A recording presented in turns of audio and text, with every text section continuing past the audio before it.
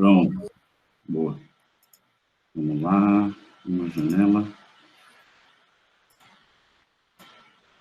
Todo mundo está enxergando?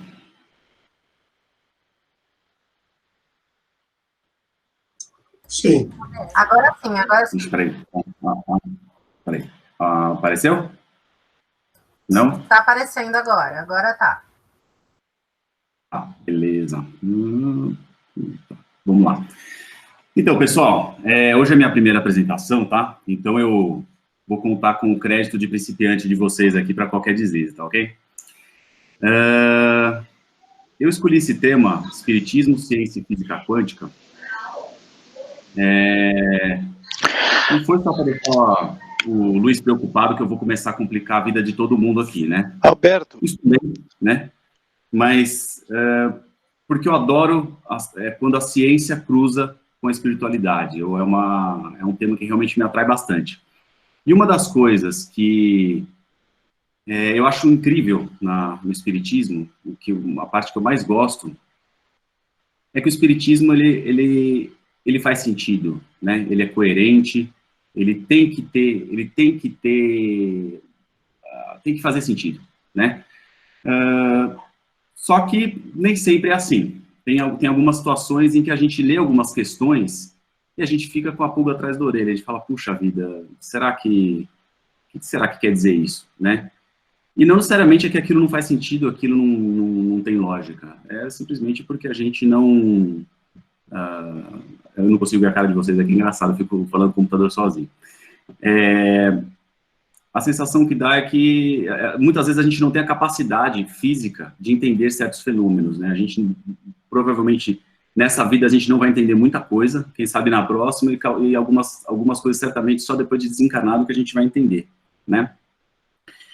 Então, para começar, eu vou fazer uma explicação rápida aqui do que é física quântica, tá? Tudo que vocês virem aqui, que parece muito complicado, fiquem tranquilos que não há nada que não possa ser traduzido e dado exemplos, né? Eu adoro exemplos, eu acho que exemplo é a melhor forma de explicar tudo. Toda vez que eu não entendo alguma coisa, eu peço para me dar um exemplo e tudo se resolve, né? Então é mais ou menos o que eu vou fazer aqui com vocês. Vamos lá. A física quântica é a ciência que estuda o comportamento do sistema físico de dimensões reduzidas. Puxa vida, já ficou complicado. Vamos traduzir. É o estudo de coisas muito pequenininhas, né? Alberto. Oi. Eu não estou vendo, eu não sei se no meu não está aparecendo no modo apresentação, então eu não estou vendo... A apresentação não está aparecendo? Então, peraí, eu vou fazer o seguinte, eu vou abrir de novo aqui e vou colocar todas as... Quer ver? A tela inteira. Vamos ver se agora vai, ó. Quer ver uma coisa? Vamos ver. Tá aparecendo agora? Tá perfeito. Tá bom. O que é física quântica, né? Então tá aqui. É a ciência que estuda o comportamento do sistema físico de dimensões reduzidas, né?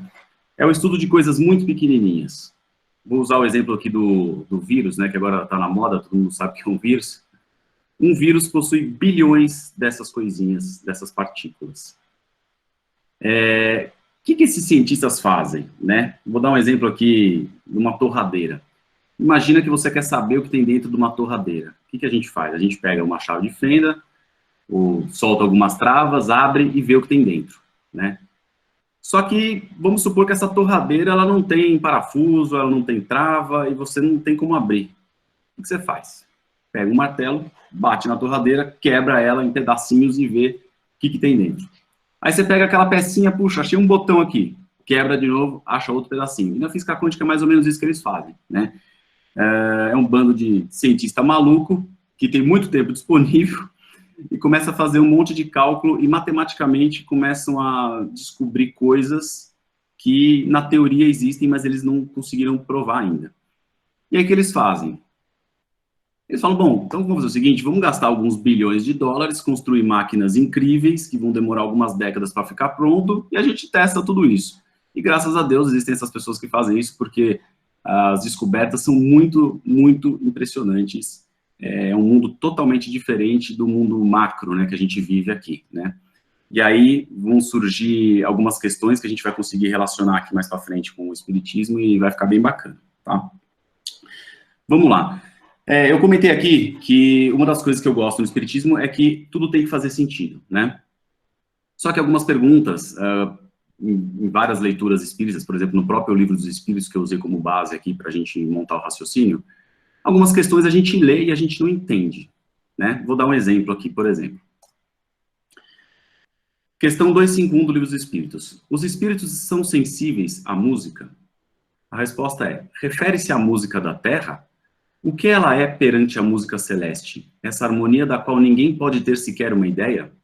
Uma é para a outra o que o canto do selvagem é para a suave melodia. No entanto, os espíritos vulgares podem provar certo prazer em ouvir a música dos homens, porque ainda não compreende outra mais sublime. A música tem, para os espíritos, encantos infinitos, em razão de suas qualidades sensitivas muito desenvolvidas. Refiro-me à música celeste, que é tudo quanto a imaginação espiritual pode conceber de mais belo e suave. Tudo bem, a gente entende, mas dá para imaginar o que é uma música celestial? Aí que tá. Nós não temos essa faculdade física, nós não temos essa capacidade de imaginar o que é uma música espiritual. Pelo que o Espírito respondeu aqui, é infinitamente melhor do que a nossa, né? É como... Desculpa. É como explicar para um daltônico que não enxerga cores, né, que nasceu, nunca viu cores, só enxerga preto e branco em escalas de cinza, explicar para ele como é o pôr do sol, como é o céu azul, como é o verde de uma árvore, ele não vai conseguir entender. Como é que você explica um sentido? E nessa questão aqui, acontece exatamente, ela dá esse exemplo de que nós não temos a capacidade, enquanto encarnados, de entender tudo o que o Espiritismo nos traz de conhecimento. Isso não significa que a coisa não tem lógica, que não é coerente, é simplesmente porque ainda não dá para entender. E por que eu trouxe isso daqui? Porque existem alguns experimentos científicos que não vão explicar como que a coisa funciona, mas mostra que a coisa existe, e aí que começa a ficar legal. Olha essa questão aqui do Livro dos Espíritos. 89. Os espíritos gastam algum tempo para percorrer o espaço? Sim, mas fazem-no com a rapidez do pensamento. Aí tem uma subpergunta aqui. O pensamento não é a própria alma que se transporta? Resposta. Quando o pensamento está em alguma parte, a alma também aí está, pois é a alma quem pensa. O pensamento é um atributo. O que eu quero que vocês lembrem dessa pergunta aqui? Que o tempo que um espírito gasta para percorrer um espaço é a rapidez do pensamento, tá ok? Próxima pergunta. O espírito que se transporta de um lugar a outro tem consciência da distância que percorre e dos espaços que atravessa, ou é subitamente transportado ao lugar onde ir? Dá-se uma ou outra coisa. O espírito pode perfeitamente, se quiser, inteirar-se da distância que percorre, mas também essa distância pode desaparecer completamente, dependendo isso de sua vontade, bem como de sua natureza mais ou menos depurada. Ou seja, se o espírito quiser passar pela Paulista, descer ali a João Padre Manuel, chegar na rua dos Estados Unidos, ele pode fazer exatamente o que a gente faz. Mas se ele simplesmente quiser se transportar ao outro ponto instantaneamente, ele pode fazer isso se ele quiser. E aí a gente fala assim, pô, isso aí dá capulga atrás da orelha, como é que ele tá aqui, de repente, papum, vai para o outro lado? Porque na nossa realidade, no nosso mundo aqui de encarnado na Terra, não tem como isso acontecer. Por mais que a gente vá, esse desloque rápido de um ponto ao outro, tudo sempre leva um tempo, né? Eu não tenho como ir daqui para outra cidade em um segundo. Não dá, não dá. Como que funciona isso daí, né? Aí vem a física quântica e dá aí uma luz a respeito de alguns experimentos. Um cientista chamado John Bell, na década de 60, ele descobriu um processo que chama emaranhamento quântico ou entrelaçamento quântico. É difícil mesmo de falar. Ah, mas tá ficando complicado, Alberto. Calma, o Luiz já deve estar suando frio nessa hora aí. Fala, meu Deus do céu, esse menino vai complicar demais. Não vou. O que ele fez? Ó, ele pegou uma partícula aqui, A, certo? E através de um processo muito doido que nem eu entendi direito, ele dividiu essa partícula em duas, tá? Temos aqui a partícula A e a partícula B. Quando ele fez essa divisão, ocorreu um fenômeno quântico que foi o emaranhamento, ou seja, essas partículas passaram a estar conectadas. Ah, mas o que isso quer dizer? Traduzindo, Alberto. Elas ficaram perdidamente apaixonadas uma pela outra. Pronto, agora já simplifiquei, né? É muito comum a gente pensar assim, pô, vocês já ouviram aquela frase? Se alguém mexer com o meu amor, mexeu comigo. É exatamente isso aqui que aconteceu com as partículas, tá? Fez mal pro meu amor, fez mal para mim também. É exatamente isso aqui. Tudo o que fazia com a partícula da direita, ali com o coraçãozinho da direita, acontecia instantaneamente com o coraçãozinho da esquerda, certo? Mas, peraí, como é que eles se comunicavam? Não se comunicavam, simplesmente acontecia.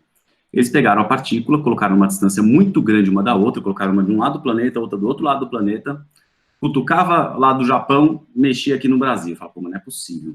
Com que diferença de tempo isso acontecia? Nenhuma. Absolutamente ao mesmo tempo. Empurrava uma para cima, a outra ia para baixo. É um movimento ao contrário, também ninguém entende por quê, mas exatamente no mesmo momento, sem nenhuma diferença de tempo. Eles não sabem como isso funciona, ninguém entende, mas isso não significa que a gente não possa se utilizar desse conhecimento, né? Hoje estão utilizando isso para tentar montar um sistema de comunicação perfeito, enfim, aí tem todo uma derivação de possibilidades, né, em função do que eles descobriram e o que dá para fazer com isso daí. Vamos lá. O que mais a gente pode fazer uma relação? Só voltar uma coisa aqui, gente. O que isso aqui mostra? Que a questão 90 e 89 dos espíritos está provada pela física quântica, né?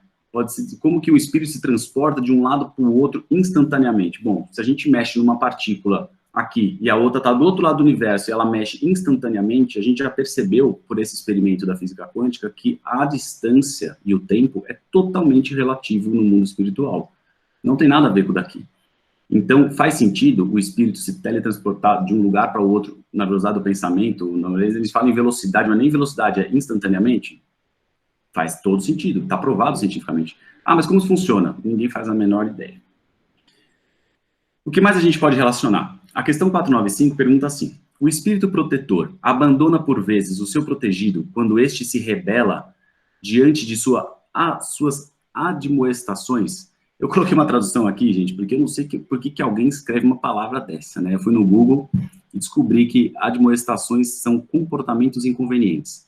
Então, relendo aqui, o espírito protetor, né, o nosso guia, ele abandona por vezes o seu protegido quando este se rebela diante de seus comportamentos inconvenientes? Uma pergunta que o Allan Kardec fez, porque imagina o seu guia, né, o seu anjo da guarda, como alguns gostam de dizer, todo dia, 24 horas do seu lado, desde que você nasceu até o dia que você vai desencarnar. Realmente, você fala, cara, esse cara não é possível, né? Como é que funciona isso daí?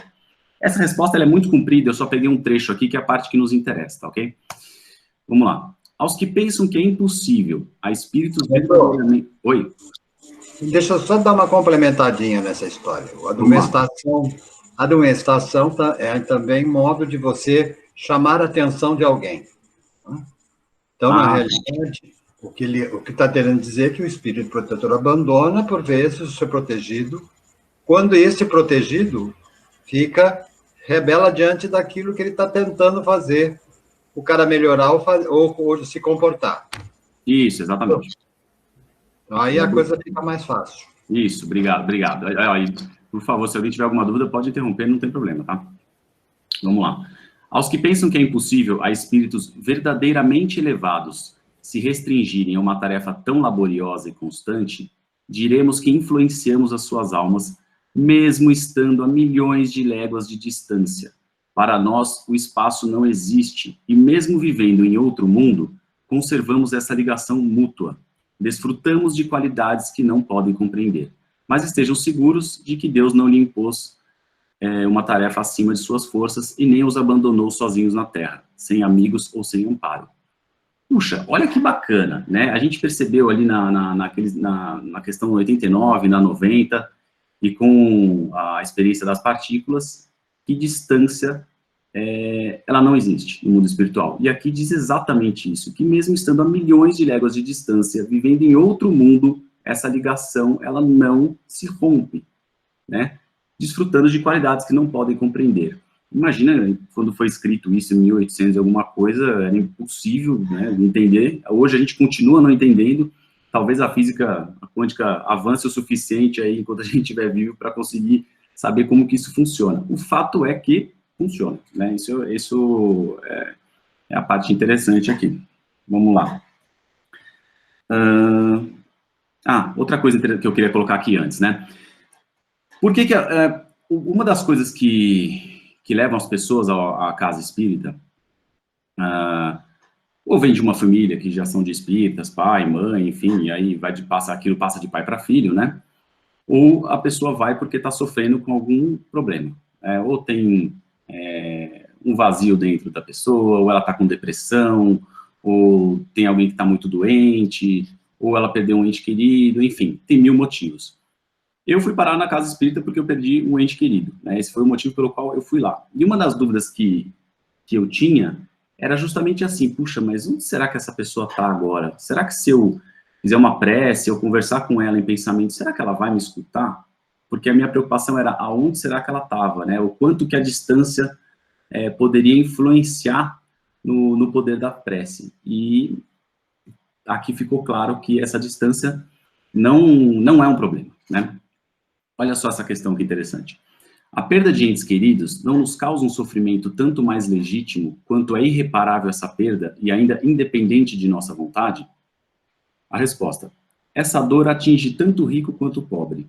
É uma prova ou expiação e lei para todos. Mas é um consolo poder-se comunicar-se com os seus amigos pelos meios de que se dispõem, enquanto esperam o surgimento de outros meios mais diretos e acessíveis aos seus sentidos.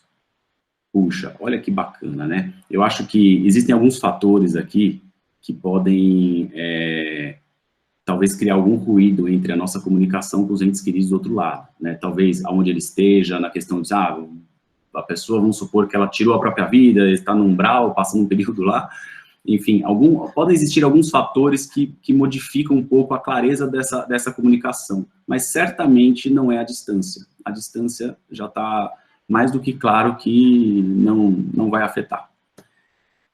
Aí, começam algumas outras experiências legais, né? E o passe? Pesquisadores de 2 universidades de Uberaba avaliaram os efeitos do passe espírita em pacientes internados em hospitais. O estudo foi feito por 3 anos por médicos, estudantes de medicina e outros profissionais da área de saúde. O objetivo é comprovar cientificamente os efeitos do passe espírita na saúde dos indivíduos, tanto recém-nascidos como em adultos. A parte do adultos eram idosos, né, que estavam sofrendo de ansiedade e depressão, e os recém-nascidos são recém-nascidos que estavam no hospital, a maioria mais ou menos estava na UTI pelo mesmo motivo, né? E o interessante da experiência com o recém-nascido é que ele não tem a influência de quem recebe o passe, né? Porque quando a gente dá um passe em alguém, e a gente começa a fazer um teste científico, a gente pensa, bom, peraí, mas tem um efeito placebo, né? A pessoa que está recebendo o passe, ela também se imagina melhorando, recebendo uma energia, isso afeta? Pô, afeta, lógico que afeta. E no caso do recém-nascido? Não, ele não tem consciência do que está acontecendo. Então, quando a gente vai fazer um teste científico, a gente começa a eliminar todas as possibilidades que podem interferir no resultado. Não tem como alguém chegar depois e falar, mas essa hipótese, essa conclusão que você chegou está errada porque tinha um outro fator aqui que poderia estar interferindo. Então, eles tentam de todas as formas evitar isso aí, né? Qual foi o resultado disso? Nós tivemos como resultados, nos recém-nascidos, uma diminuição da frequência respiratória, um aumento das células de defesa, dos linfócitos, das plaquetas, ou seja, uma alteração na resposta hematológica. Inclusive, diminuiu as complicações e o tempo de internação dos recém-nascidos. Olha que show de bola. Esses, aqui eu não coloquei, mas os recém-nascidos que sofreram o passe, eles saíram, em média, 7 dias antes do hospital do que as outras crianças. É muita diferença, né? Aí, a gente às vezes fica com aquela pergunta, puxa, será que o passe funciona? Eu acho que todo mundo já entrou numa sala de passe ou para receber ou para dar, e no fundinho ficou com aquela dúvida, quanto que será que isso aqui está afetando ou não está afetando, né? Olha só que legal. Existem outras técnicas da mesma, eu coloquei aqui outras técnicas da mesma coisa, né? Não é só, o passe não é algo exclusivo do espiritismo, né? Algumas outras religiões também usam. O Jorei, que vem da Igreja Messiânica, eles colocam a seguinte definição: é uma imposição de mãos que, segundo acreditam seus praticantes, é capaz de levar a luz purificadora de Deus às pessoas que o recebem e o ministram. Meishu Sama, em seus ensinamentos, diz que o Jorei visa a eliminação das máculas que estão no espírito das pessoas que praticam, advindas de maus pensamentos, más palavras e más ações, que através dessa purificação permitida pelo Jorei, seriam eliminadas e, consequentemente, se obteria progressivamente mais saúde, prosperidade e paz. Puxa, tem tanta diferença de um passe espírita? Não. Quando a gente faz um passe, a gente está fazendo o quê? Quando a gente, na prática, né? Estamos equilibrando a energia espiritual para que aquilo, consequentemente, faça um efeito no nosso corpo físico, que a gente se equilibre psicologicamente, cria uma sensação de paz. Então, é legal que a gente vê que no mundo inteiro, em diversos momentos diferentes, muitas religiões praticam. O Reiki também, que é muito conhecido, né? É uma palavra Reiki que significa atmosfera misteriosa, que deriva do chinês influência sobrenatural. Eu vou explicar o rato aqui, tá, gente? Esse rato aqui tem um motivo.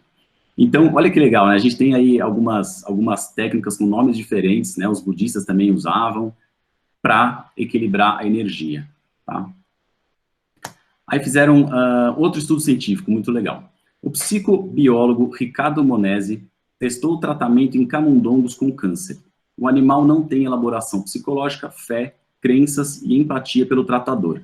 De novo, aqui é a mesma história dos recém-nascidos, né? Ele usou camundongos justamente para poder ver o quanto quem está fazendo o passe ou o reiki realmente está influenciando em quem está recebendo, ou se é quem está recebendo que psicologicamente está...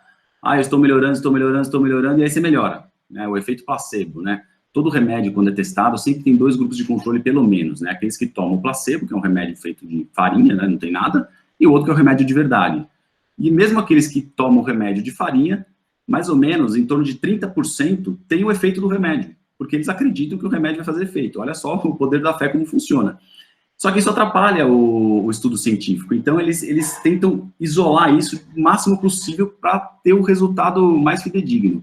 Então, eles usaram o camundongo certamente não vai olhar e vai falar assim, nossa, estou recebendo um passe aqui, deixa eu me concentrar, vamos elevar a nossa vibração. Não, o rato ele não faz isso.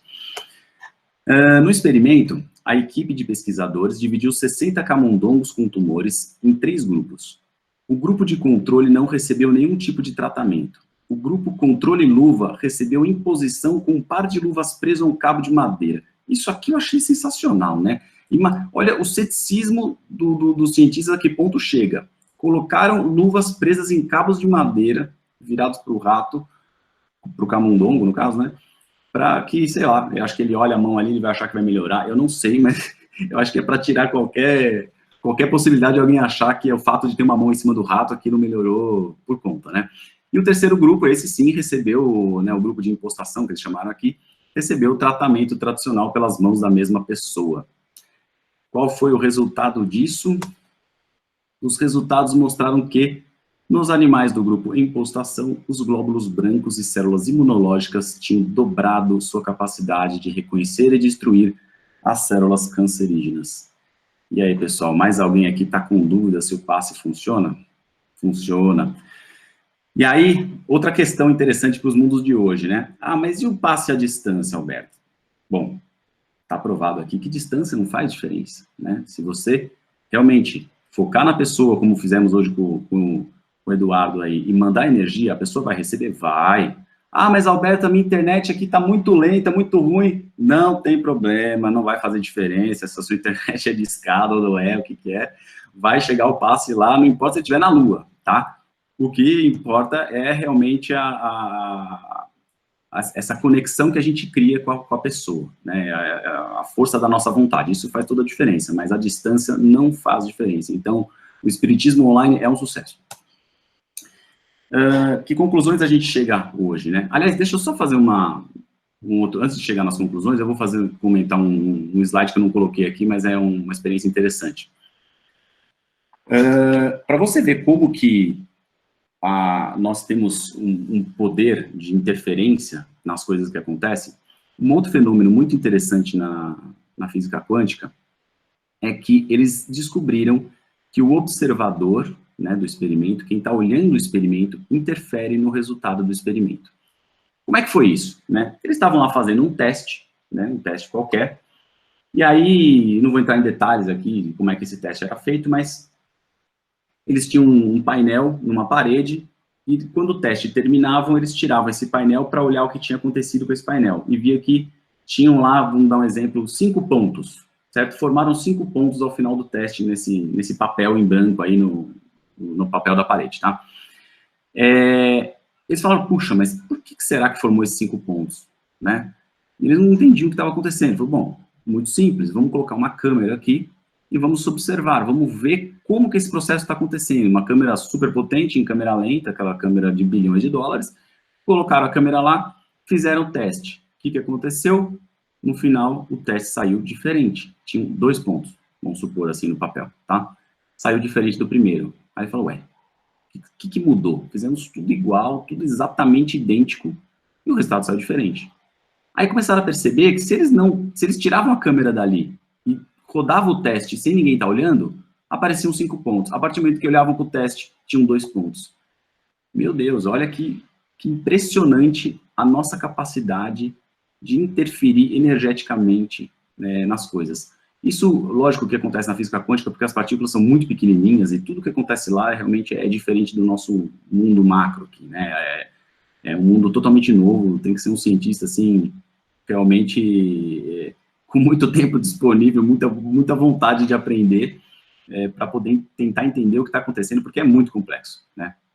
Mas são fenômenos que começam, eu acho que chega num limite que você fala assim, bom, daqui para frente, se não começar a levar em conta a espiritualidade, eu acho que a ciência vai começar a chegar num certo limite, né? Mas isso é uma opinião pessoal minha. Então, hoje, que conclusões a gente chegou, né, com todo esse raciocínio? Primeiro, não importa onde, na nossa forma de entender a distância, estejam os espíritos, eles podem sempre estar conectados conosco, ok? 2. Nenhum espaço físico separa o pensamento, a oração, o sentimento mútuo, pois todos fazemos parte da mesma criação divina. Ainda que nossa capacidade como humanos encarnados nos limita a uma comunicação não tão direta, como a gente está acostumado aqui, é absolutamente inseparável a nossa alma do conjunto de Deus. E 3, a oração e o passe são ferramentas poderosíssimas. Seu efeito será mais ou menos poderoso se a nossa intenção for sincera e generosa. E aí, para completar o 3, eu peguei a pergunta 658 do Livro dos Espíritos, que pergunta, agrada a Deus a prece? E a resposta é, a prece é sempre agradável a Deus, quando ditada pelo coração, pois para ele a intenção é tudo. Ou seja, não adianta a gente começar a fazer um Pai Nosso pensando no episódio da novela, que não vai funcionar.